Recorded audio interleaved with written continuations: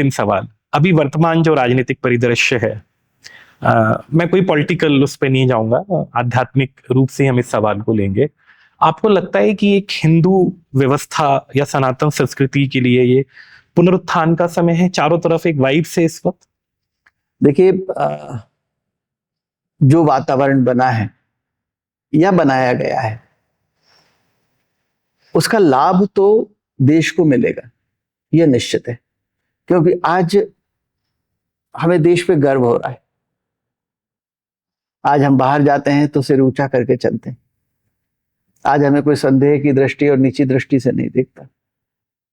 जिस इंग्लैंड में डॉग्स और इंडियंस नॉट अलाउड लिखा जाता था, प्राइम मिनिस्टर भारतीय और मंदिर में जाता है गर्व से, मंदिर में जाता है और कहता है गर्व से कि मैं हिंदू हूं। तो गर्व का विषय तो है। और ये अगर अभी रुक गया तो हम फिर पीछे 50 साल की तरफ चले जाएंगे। इसलिए हम सबको प्रयास ये करना चाहिए कि हिंदू राष्ट्र बने, और जो सनातन की जो अभी पताका फहरा रही है ये और ऊंचे शिखर पे जाए। गुरुदेव, गणेश चतुर्थी का पावन पर्व चल रहा है, अंतिम जाते जाते श्री गणेश जी की आराधना लोग कर रहे हैं, घर घर विराजे हैं, उनके लिए आपका कोई संदेश? देखिए, हम कहते हैं मंदिर में हम दर्शन करने गए, आप गणेश जी के दर्शन करने जाते हैं। दर्शन का अर्थ केवल देखना नहीं है, वो फिलॉसफी है, ग्रहण करना है।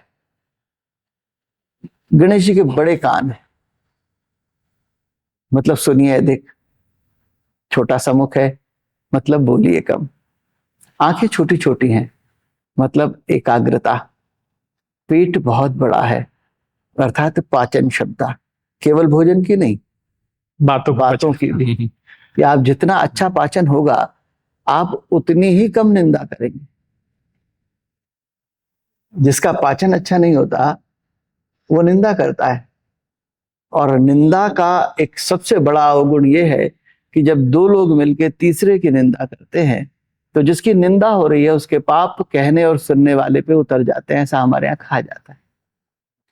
और अगर इसको हम छोड़ भी दें, इसको नहीं माने, तो भी विज्ञान कहता है कि आप जैसी चर्चा, जैसा विचार, जैसी बातें करते हैं, आप वैसे बन जाते हैं।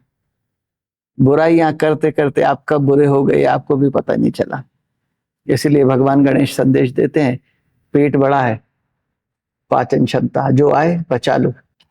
तो दर्शन अगर करने जाना है तो ये वहां से लेके आना है। तो गुरुदेव का ये कहना है कि गणेश जी की महज उपासना ही जरूरी नहीं है, उनको समझना भी जरूरी है।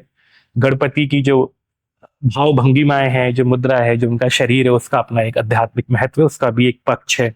गुरुदेव, आपने हमारे सवालों का जवाब दिया। हमने आपसे बहुत सारे सवाल किए। माँ भगवती के चरणों में ये इंटरव्यू हो रहा है। तरुणाधाम आश्रम मध्य प्रदेश का सबसे सुंदर, व्यवस्थित और ऊर्जा से उत्प्रोत आश्रम है, और ये श्री यंत्र वाला शिखर है जिसके नीचे ही हम लोग बैठे हैं। आपकी वाइब्रेशन में बैठ के हमेशा हमको बहुत खुशी मिलती है। बहुत जल्द हम आपसे फिर से समय लेने का प्रयास करेंगे। आप हमसे जुड़े इसके लिए बहुत बहुत धन्यवाद। धन्यवाद।